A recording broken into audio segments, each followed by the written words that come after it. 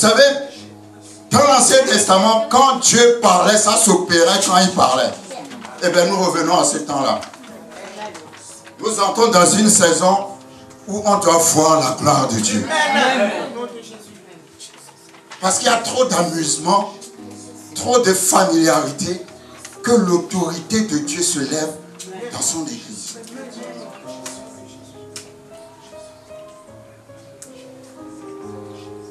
Arrêtons de dormir, arrêtons d'être distraits.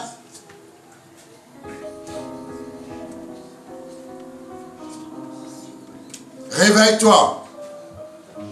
Nous sommes là pour bâtir. Nous ne sommes pas là pour tourner en rond. Tout esprit de surplace est brisé. Je déclare sur cette église l'avancement dans le nom de Jésus. Je dis, je déclare sur cette église l'avancement dans le nom de Jésus. Je déclare, tu vas avancer comme une flèche dans le nom de Jésus. Que le Dieu de l'accélération se lève dans le nom de Jésus.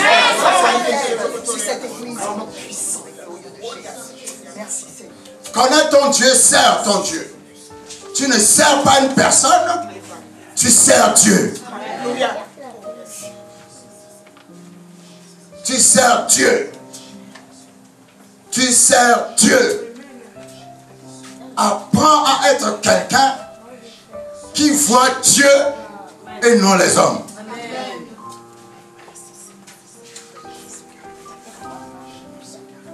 Quand la femme de Potiphar voulait aller avec Joseph, il n'y avait personne. Joseph pouvait aller avec elle. Mais Joseph a dit, cela ne plairait pas à mon Dieu. Il a vu Dieu là où Dieu était invisible. Voir Dieu là où Dieu est invisible. La foi, c'est voir Dieu là où il est invisible. La foi craint Dieu. La foi ne s'occupe pas de ce que les gens disent de toi. La foi s'occupe de ce que Dieu dit de toi. Toute la nation peut se lever et t'accuser. Si toi tu sais dans ta relation avec Dieu que tu n'as rien fait de mal, tu dois avoir la paix. Que Dieu te justifie ce matin. C'est ta relation avec Dieu qui est importante. Garde ta relation avec Dieu. C'est comme ça que David marchait.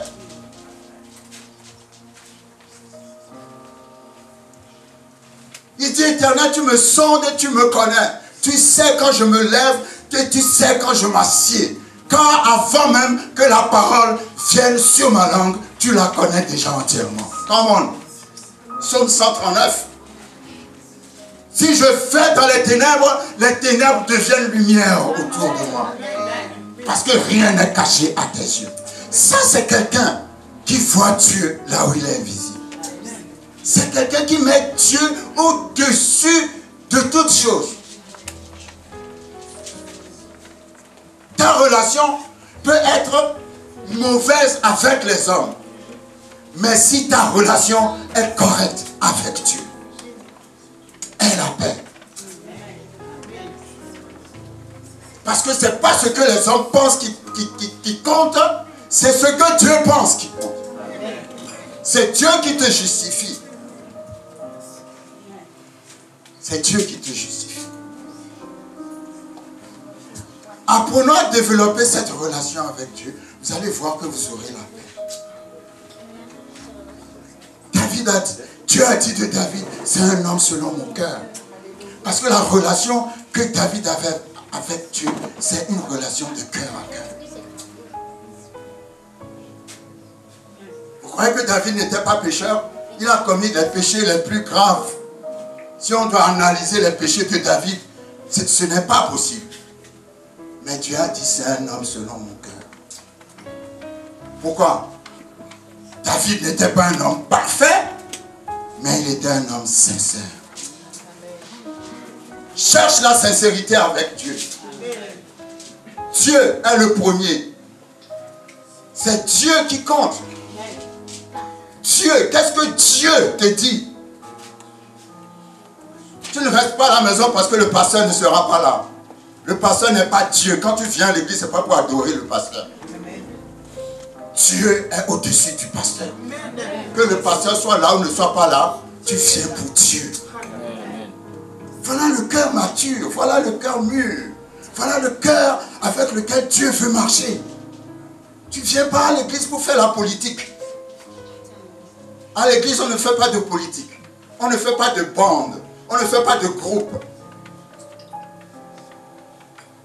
Quand on vient à l'église, on vient pour Dieu. Même si le pasteur n'est pas là, un petit enfant peut prendre le micro et parler de la part de Dieu. Qu'est-ce que Dieu dit? C'est Dieu qui est le plus important. Tu dois savoir pourquoi tu fais ce que tu fais.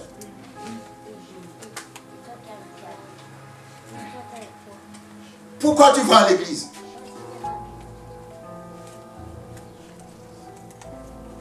Pourquoi tu crois en Dieu? Parce que Dieu va te tester.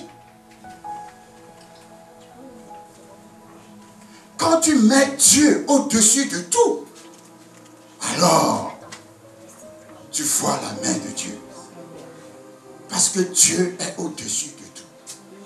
Je veux qu'on ait la crainte de Dieu dans cette église. Parce que ce n'est pas un endroit où on vient s'amuser. Quiconque le prend comme ça verra la face de Dieu. Je le déclare. Parce qu'on est fatigué de bâtir, il n'y a rien. Moi je dis, dans le nom puissant de Jésus, cette église va porter ses fruits. Et je le déclare devant le monde des ténèbres. Que cette église va porter ses fruits. Et cette église, c'est toi. Alors, sache comment tu marches avec ton Dieu. Sache comment tu marches avec ton Dieu.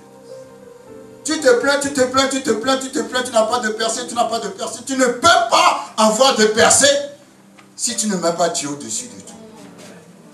C'est Dieu, la Bible dit, la promotion ne vient pas du nord ou du sud ou de l'est ou de l'ouest, mais la promotion vient de Dieu. C'est Dieu qui donne la promotion. Mais la promotion de Dieu vient après des tests et après l'endurance, après la résistance. Parce que tu es déterminé. Et si tu es déterminé, tu vas rencontrer Dieu.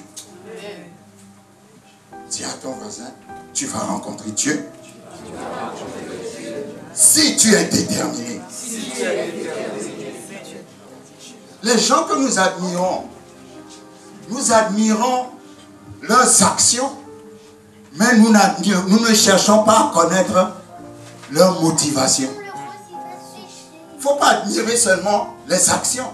Il faut admirer la motivation qui a provoqué les actions. C'est la motivation.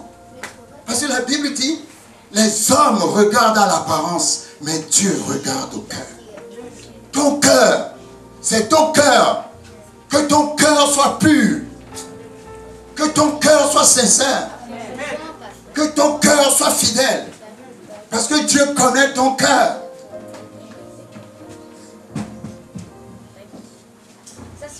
David a tué des gens. Il a pris la femme d'Uri, Uri qui était le plus fidèle de ses compagnons. Mais David avait un cœur de repentance. Parce qu'il y a des moments où tu fais des choses parce que ça te passe par la tête, mais tout de suite qu'il réalisait qu'il est passé à côté de Dieu, il se répandait et se repentait devant Dieu. Dieu a dit, c'est un homme selon mon cœur. Quand tu marches avec Dieu, tu ne te prends pas pour le centre du monde parce que tu n'es pas le centre du monde. Et Moi, je le dis toujours, il y a 5 ministères, mais il y en a un 6e que les gens ne connaissent pas. J'appelle ça le ministère du remplacement. Parce que Dieu n'a pas le temps, il va te remplacer tout de suite. Dieu remplace très vite. Dieu n'a pas besoin de toi. C'est toi qui as besoin de Dieu.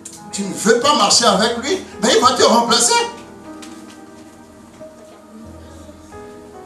Alléluia. Donc l'humilité est importante. Quand tu es dans la maison de Dieu, il faut être humble. Amen.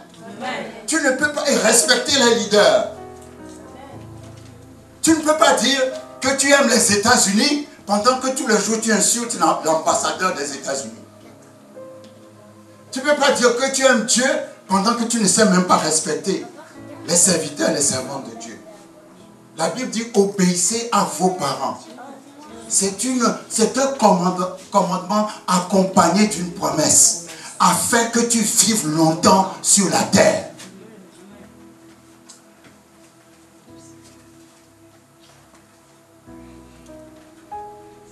Dieu ne donne pas de promotion aux impolis et aux insolents.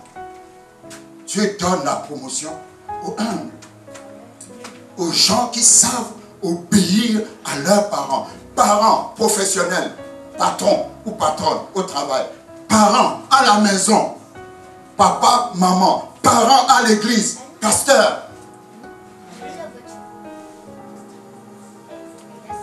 Éphésiens chapitre 6, disait, il y a des choses que nous méprisons et après nous nous plaignons que Dieu ne nous aime pas, après nous nous plaignons que Dieu n'est pas avec nous, après nous nous plaignons. Mais les règles les plus élémentaires, tu es incapable d'obéir à ces règles-là. Éphésiens chapitre 6. Enfants, obéissez à vos parents selon le Seigneur, car cela est juste. Honore ton père et ta mère, c'est le premier commandement, avec une promesse, afin que tu sois heureux et que tu vives longtemps sur la terre. Donc si tu meurs vite, peut-être que tu n'obéis pas à tes parents. Si tu es toujours malheureux, tu te plains, c'est que tu n'obéis pas à tes parents. Parce que la Bible dit que si tu obéis à tes parents, tu seras numéro 1 heureux, numéro 2, tu vivras longtemps sur la terre. Parents, c'est parents. Alléluia. Et quand nous ramenons ça à l'église, c'est l'autorité qui est au-dessus de toi. Amen. Il y a des principes qu'il faut respecter. Et c'est parce que tu respectes ces principes-là que Dieu te bénit. Amen. Amen. Donc, prenons les choses de Dieu sérieusement. L'église n'est pas un jeu. Est-ce que quelqu'un me comprend? Oui. L'église, ce n'est pas un jeu. Tu t'engages de marcher avec le Seigneur. Tu obéis à ceux qui sont au-dessus de toi. Le centenier romain a dit à Jésus, ne viens pas chez moi, parce que j'ai vu la bénédiction de l'obéissance et de la soumission. Dis seulement la parole. Car quand j'étais dans l'armée, j'obéissais à mes supérieurs. Et parce que j'obéissais à mes supérieurs, on m'a donné une promotion. Je suis devenu chef de 100 soldats. Et quand je suis devenu chef de 100 soldats, j'ai remarqué en tant que chef que quand je dis un mot, les soldats obéissaient. Parce que moi-même, j'obéissais. Donc je n'ai pas besoin de te voir. Dis un mot. Et les anges qui sont à côté de toi vont prendre ta parole et vont les exécuter. Il a eu la révélation de la foi. Parce que d'abord, lui-même, il était obéissant et soumis. Alléluia. C'est pareil au travail. Obéis à ton patron. Obéis à ta patronne. Tu n'utilises pas les instruments du travail pour tes besoins personnels. Je travaillais à IBM où il fallait faire la promotion à des produits par téléphone. Et on a tellement utilisé le téléphone de IBM pour téléphoner partout en Afrique à nos propres amis. on se croyait intelligent. Mais tu n'utilises pas le bien des autres pour tes besoins à toi. Tu respectes le bien des autres. Alléluia. Parce que si tu ne respectes... Vous savez, je vais vous dire, hein, moi, dans le peu d'années que j'ai vécu sur cette terre, le peu, je n'ai pas vécu beaucoup, le peu que j'ai vécu, j'ai vu une chose constante chez Dieu. Dieu donne toujours un salaire. Amen. Tu récoltes toujours ce que toi-même tu as semé. Ça, je n'ai jamais vu que cette loi ratée. Dans le peu de vie que moi j'ai vécu sur cette terre, Dieu te rendra toujours ce que tu as semé. Toute semence amène toujours la récolte. Une des raisons pour lesquelles Paul a tant souffert, c'est que lui-même, il a fait souffrir aussi les chrétiens. Je ne sais pas si quelqu'un me comprend. Dieu pardonne. Mais quand tu as semé d'une certaine manière, tu verras la récolte. Fais attention à comment tu marches. Tu viens à l'église parce que Dieu veut te bâtir. Tu viens à l'église parce que Dieu veut t'apprendre à donner un sens aux choses essentielles. L'homme qui a vécu sur cette terre, tous les plaisirs qui peuvent exister dans la vie humaine, c'est Salomon. Salomon a tout vécu. Il n'y a pas un plaisir sur cette terre que Salomon n'a pas vécu. Il a été l'homme le plus riche depuis le temps de Salomon jusqu'à maintenant, on n'a plus jamais vu. Même si vous prenez tous les milliardaires sur la terre, ça n'équivaut pas à la richesse de Salomon. Il n'y a rien. Salomon ne peut pas dire à Dieu, j'ai manqué de ça parce qu'il avait tout.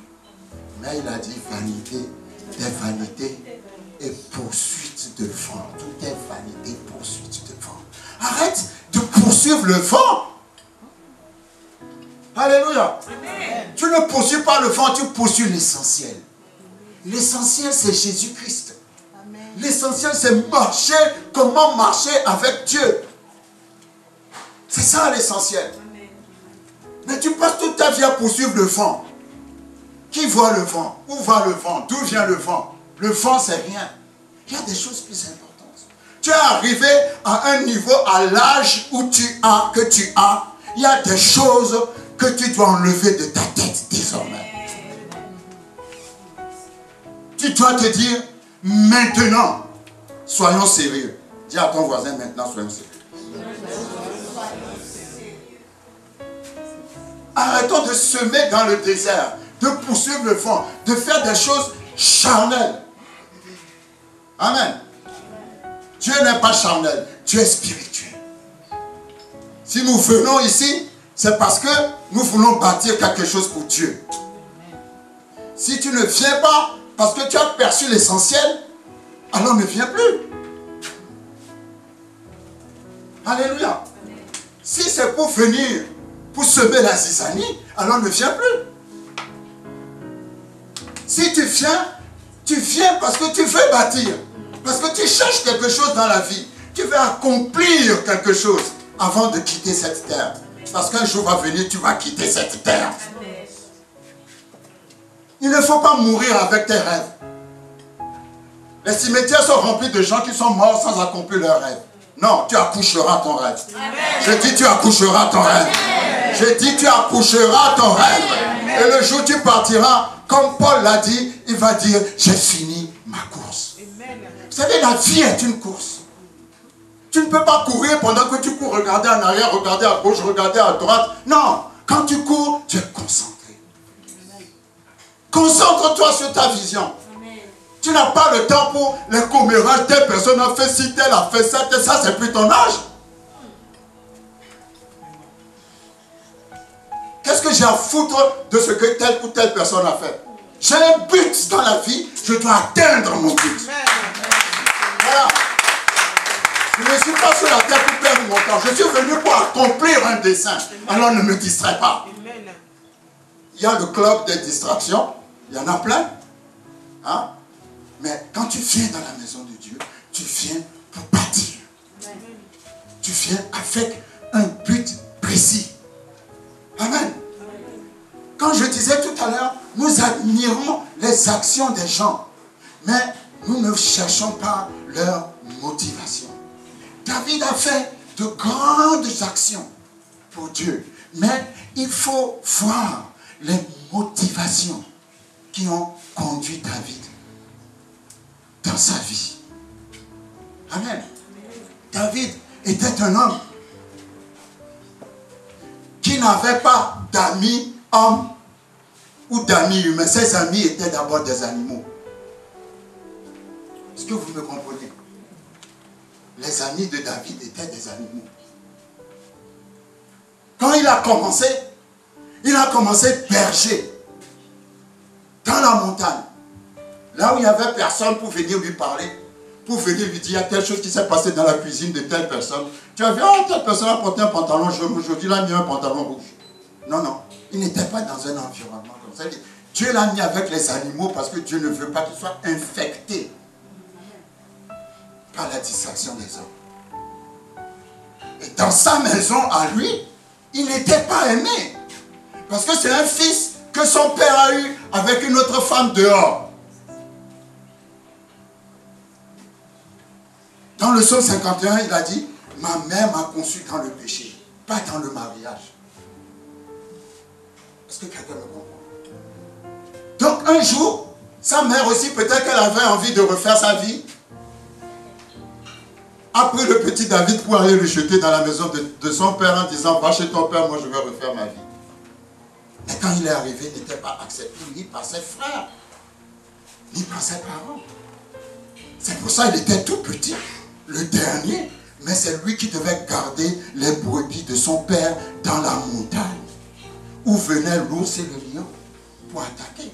Si vous avez un enfant, le tout dernier, vous avez peut-être 8 ou 10 enfants, vous allez prendre le petit dernier pour aller exposer sa vie au lion. Non, on ne le voulait pas chez lui à la maison.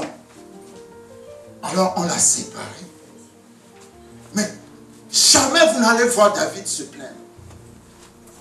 Quand il était dans le désert, en train de garder les brebis de son père. Je me demande si ce n'est pas là, puisqu'il était musicien, qu'il avait commencé à écrire les sons. Parce que quand tu es seul, que personne ne te parle, tu parles à Dieu. Quelqu'un ne me comprend pas. Je dis, quand il y a des situations où Dieu te met, où tu ne peux parler à personne à part à lui. C'est comme ça qu'il a commencé à écrire les psaumes, qui étaient des chansons, puisqu'il jouait de l'art. Amen. Et dans cette solitude, il a appris à connaître Dieu. Les célibataires, vous êtes célibataires parce que Dieu veut vous apprendre à le connaître. Pourquoi passer ton temps de célibat pour courir après les hommes ou les femmes? Non. Le célibat, c'est d'abord pour apprendre à connaître Dieu. Et apprendre à t'assumer en tant que personne seule. Parce que si tu n'arrives pas à t'assumer en tant que personne seule, comment tu vas assumer avec ton mari et tes enfants? Le célibat, ce n'est pas pour aller courir après les hommes ou les femmes, c'est apprendre à connaître Dieu. Et Jacob se trouva seul. Alors, un homme ou un ange fait pour combattre avec lui. La solitude, c'est toujours pour connaître Dieu. Et dans cette solitude, ouais, aucun berger, les brebis n'appartiennent pas au berger. Vous n'appartenez pas au pasteur, vous appartenez à Dieu. Et Dieu a désigné le pasteur pour vous encadrer. Moïse, le troupeau de Moïse n'était pas Moïse, c'était à son beau-père. Le troupeau de David, c'était pas à David, c'était à son père. Amen. Mais regardez bien. C'est à ça que je veux venir ce matin. Apprends à marcher entièrement avec l'entièreté de ton cœur avec Dieu. Regardez, les troupeaux appartenaient à son père qui ne l'aimait pas. Moi, je peux dire que son père ne l'aimait pas parce que le jour où Samuel est venu dans la maison de David, il a dit à son père, je suis venu pour oindre un de tes enfants. Jesse, le père de David, a fait passer tous ses enfants devant le prophète et il a oublié David. Est-ce que tu peux oublier quelqu'un que tu aimes? Heureusement, c'est là où on voit que Samuel était un grand prophète. Parce que Samuel a regardé chaque enfant. Il a dit non, n'as-tu pas un autre fils? Si c'est un faux prophète, il allait faire un choix parmi les enfants. Alléluia. Mais il n'a pas fait de choix. Les enfants sont passés, au moins 7 ou 8, je ne sais plus quel nombre. Il a dit non, la personne pour qui je suis venu n'est pas là. N'as-tu pas un autre fils? C'est là où le peuple va dire, ah, il y en a un qui est dans les montagnes. Ton père ne t'aime pas. Alléluia. Mais David savait toutes ces choses. Mais regardez comment il a pris soin des brebis de son père. Vous ne me comprenez pas. Vous ne me comprenez pas. Regardez comment il a pris soin des brebis de celui qui ne l'aime pas. Le nom David signifie le bien-aimé de l'Éternel. Parce que l'Éternel savait qu'il n'allait pas être aimé des hommes. Il gardait tellement bien les brebis de son père que quand le lion venait pour prendre une brebis, il courait après le lion. Ouvrus a appris, Hébreux chapitre 6 dit, car Dieu n'est pas injuste pour oublier votre travail et l'amour que vous avez montré pour son nom. Dieu récompense toujours. Alors dis-toi, à chaque fois que tu prends les choses de Dieu au sérieux, Dieu aussi te prendra au sérieux. David était tellement sincère, loyal. Voilà. La loyauté, c'est la reconnaissance que tu dois à ceux qui t'ont fait du bien. Amen. Et tu te dis, celui-là m'a fait du bien, je ne lui ferai jamais de mal. Ça, c'est la loyauté. Amen. Un enfant de Dieu est loyal. 1 Samuel chapitre 17. Les frères, les grands frères de David étaient dans l'armée de Saül. Et le père de David va envoyer David emmener un sandwich à ses frères. Et la Bible dit que quand son papa lui a donné la nourriture pour aller donner à ses frères, David, en partant, avait laissé le troupeau à un gardien. Voyez, hein, comment David traitait le bien des autres. Quand son père lui a demandé un service, il n'est pas parti en abandonnant les animaux. La Bible dit, avant de partir, il laissa le troupeau. 1 Samuel 17, verset 20. On peut commencer 1 Samuel 17, 17. Isaïe dit à David son fils, prends pour tes frères 16 éphas de grains rôtis et 7 10 pains, et cours du camp vers tes frères. Porte aussi 7 10 fromages au chef de leur millier. Tu verras si tes frères se portent bien, et tu m'en donneras des nouvelles sûres. Ils sont avec Saül et tous les hommes d'Israël dans la vallée des Térébintes, faisant la guerre aux Philistins. David se leva de bon matin, il laissa les brebis à un gardien. Alléluia. David pouvait se lever et disparaître. Laisser les brebis dans l'air et dire à son père, finalement c'est toi-même qui m'as dit d'aller, comment dirais-je, d'aller... c'est toi-même qui m'as dit, qui m'a envoyé porter la nourriture à mes frères. Non, avant de partir, il a confié le troupeau à un gardien. Qui montre à quel point il prenait au sérieux. Mais ce qui m'a touché dans cette histoire de David, c'est que nous allons nous rendre compte, quand on disait que David gardait des troupeaux, le troupeau de son père, on pouvait s'imaginer un grand nombre de brebis. Non, non, non. C'était un petit nombre de brebis.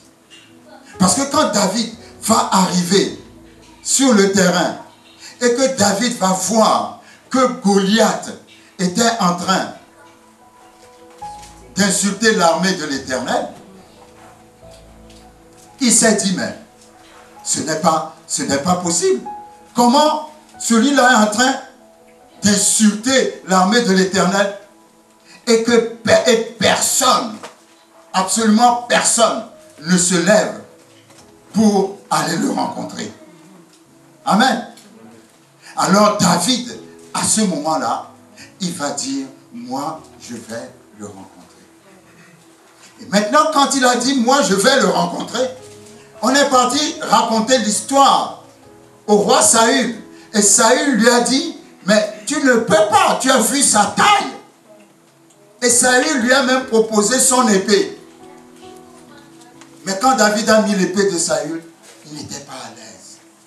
Tu ne peux pas opérer dans le don de quelqu'un d'autre. Il faut opérer dans le don que Dieu t'a donné. Amen. Chacun est fort dans ce que Dieu lui a donné. Amen. Et sois fier de ce que Dieu t'a donné. Amen. Dieu n'a pas appris à David à se battre avec une épée. Il lui a appris à se battre avec un caillou. Quand tu mets le caillou à côté de l'épée, qu'est-ce qui paraît le plus ridicule? C'est le caillou, non? Il y a des gens qui ont des dons ridicules. Et les dons ridicules leur font honte à eux-mêmes. Mais ils ne savent pas qu'avec leurs dons ridicules, ils peuvent faire des choses extraordinaires. Amen. Sois fier de ce que Dieu t'a donné. Ne cherche pas à convoiter ce que Dieu ne t'a pas donné. Amen. Donc David a dit non, non, non. Quand j'étais dans la montagne, et que le lion venait contre les brebis, je me battais contre eux et j'arrachais la brebis de leur gueule. Le Dieu qui m'a protégé contre le lion va aussi me protéger contre Goliath. Vous savez, dans la vie, il y a un moment où Dieu va te garder derrière le rideau. Toi-même, tu vas dire, Seigneur, je suis prêt, je suis prêt, je suis prêt, je suis prêt, mais Dieu ne va pas s'occuper de toi. Parce qu'il est en train de t'entraîner. Derrière le rideau, personne ne te voit, personne ne te connaît. Amen. Derrière le rideau. Et puis un jour, comme ça, Dieu va enlever le rideau. Et quand il va enlever le rideau, il va t'exposer. Vous savez, quand on est dans une grande salle de théâtre, des fois, il y a la lumière qui se promène sur la foule. Vous n'avez jamais remarqué, il y a une lumière blanche qui se promène sur la foule. Et des fois, il y a un moment où la lumière s'arrête sur quelqu'un. Amen. Est-ce que je peux prophétiser? Alléluia.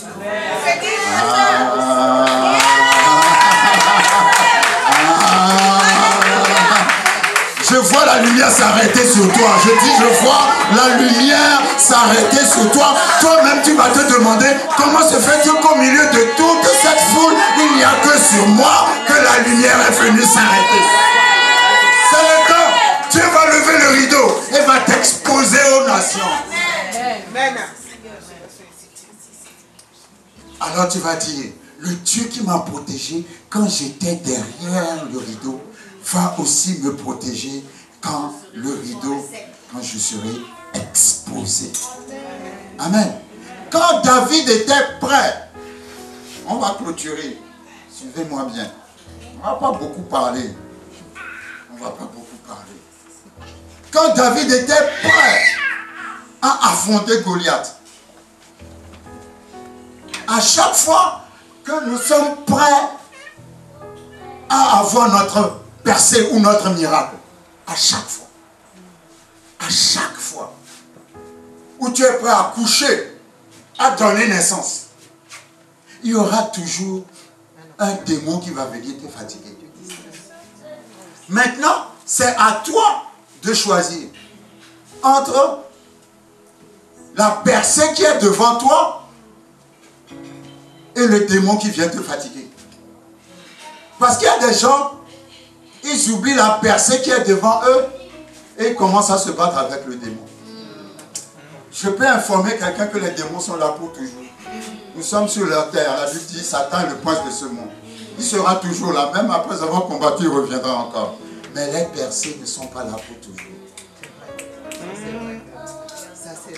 Donc il y a un moment dans ta vie où tu dois choisir l'essentiel. Il y a des fausses batailles. Il y a des batailles que tu fais qui sont des batailles inutiles.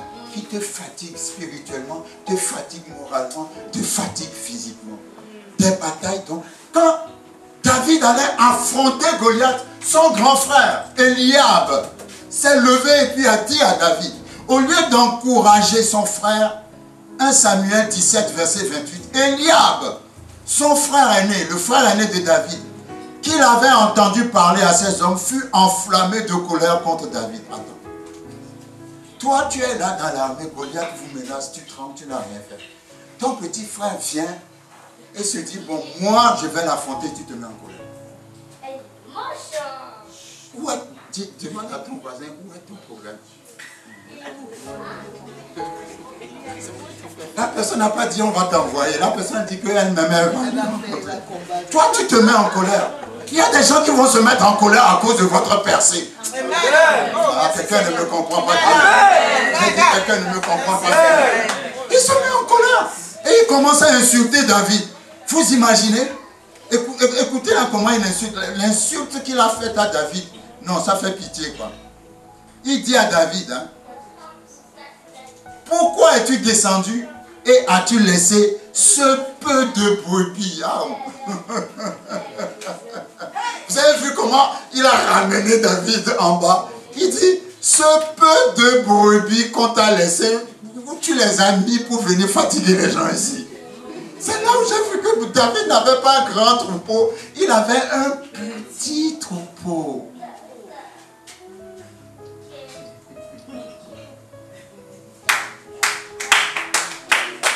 Mais il pouvait mourir pour le petit troupeau. Il voulait souffrir pour le petit troupeau. Il a confié le petit troupeau à quelqu'un. Il traitait le petit troupeau avec tellement de soin. Et ce qui intéresse Dieu, ce n'est pas le nombre, non. C'est la façon dont tu t'occupes du nombre.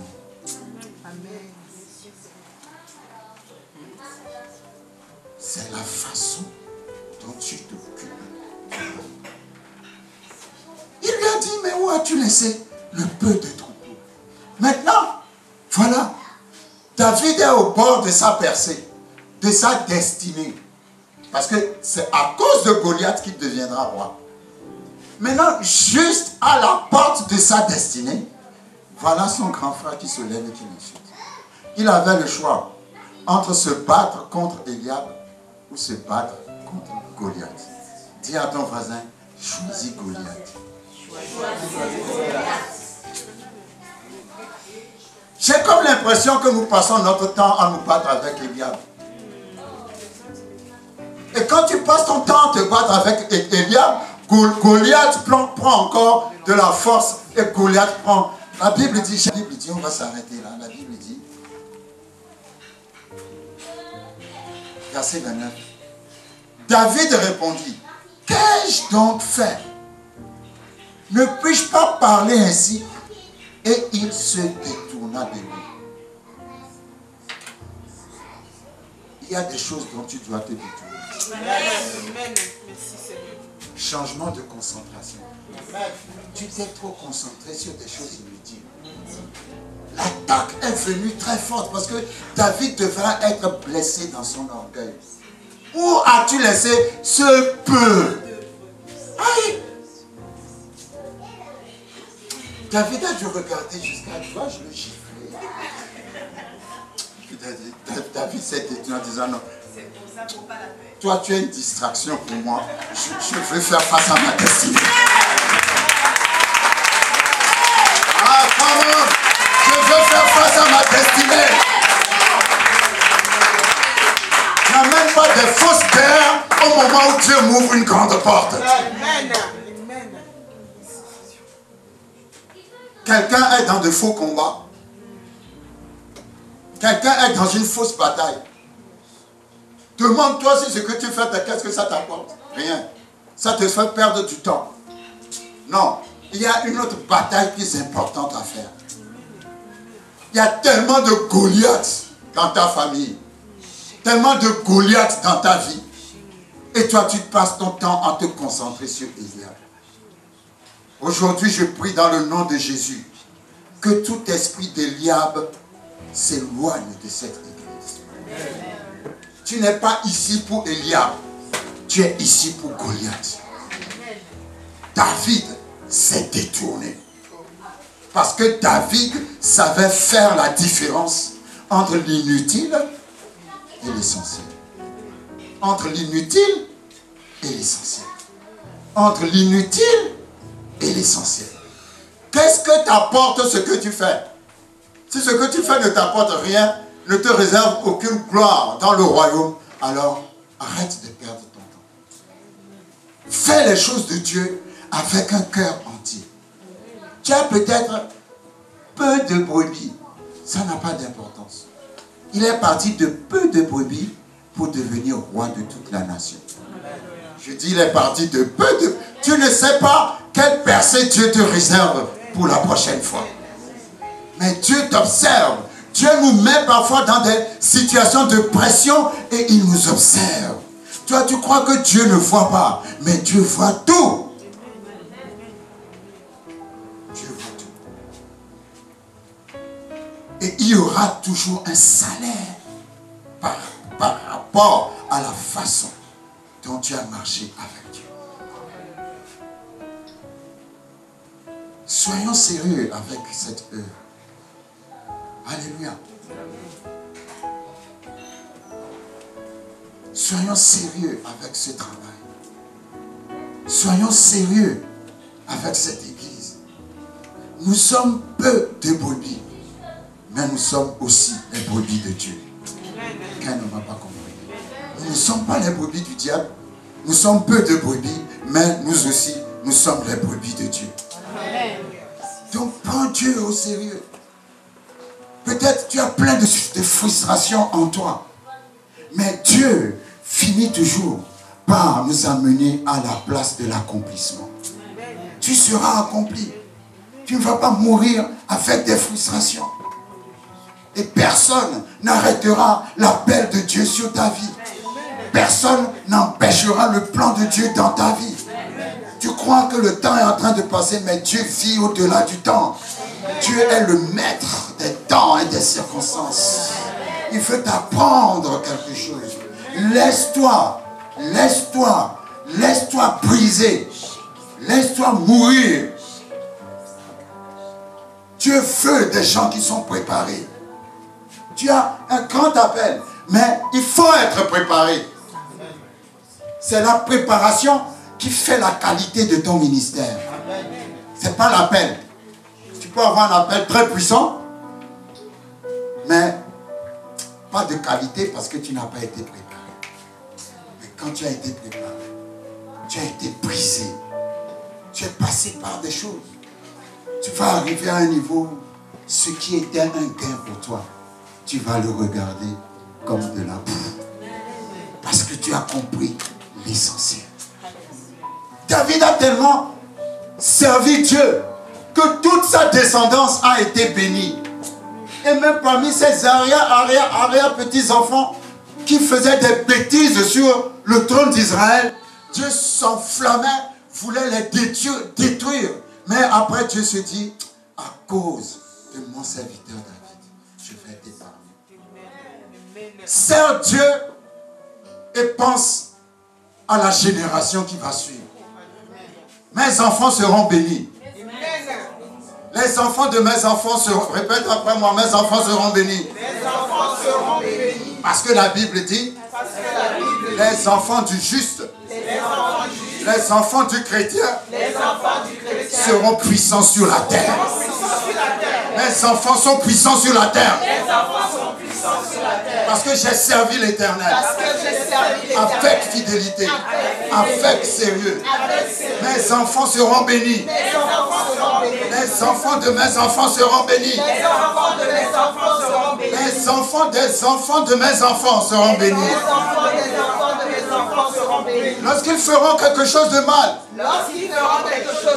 Dieu se souviendra de moi. Dieu se souviendra de moi. Parce que c'est un Dieu de récompense. C'est un Dieu de promotion. Dans le nom puissant de Jésus.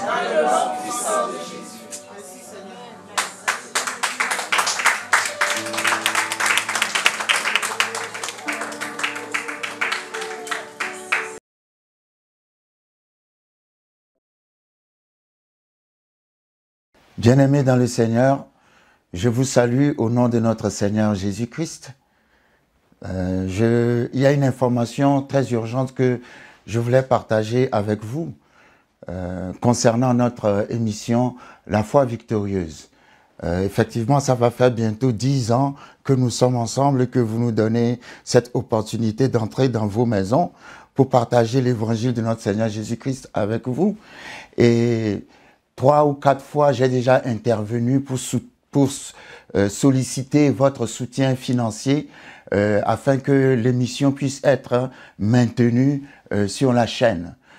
Aujourd'hui, je reviens encore vers vous. Nous avons besoin de votre soutien financier parce que jusqu'ici, nous n'avons pas réellement atteint le plafond qu'il faut afin que nous puissions diffuser régulièrement nos programmes. Je vous remercie pour l'apport que vous nous avez déjà apporté à plusieurs reprises, mais il se trouve que cet apport financier n'a pas toujours été suffisant. Et nous avons fait des efforts personnels pour maintenir le programme, mais actuellement, nous sommes dans une situation très sérieuse où si d'ici la fin du mois, nous n'arrivons pas à régulariser les finances concernant la diffusion de notre programme, alors ce programme va s'arrêter.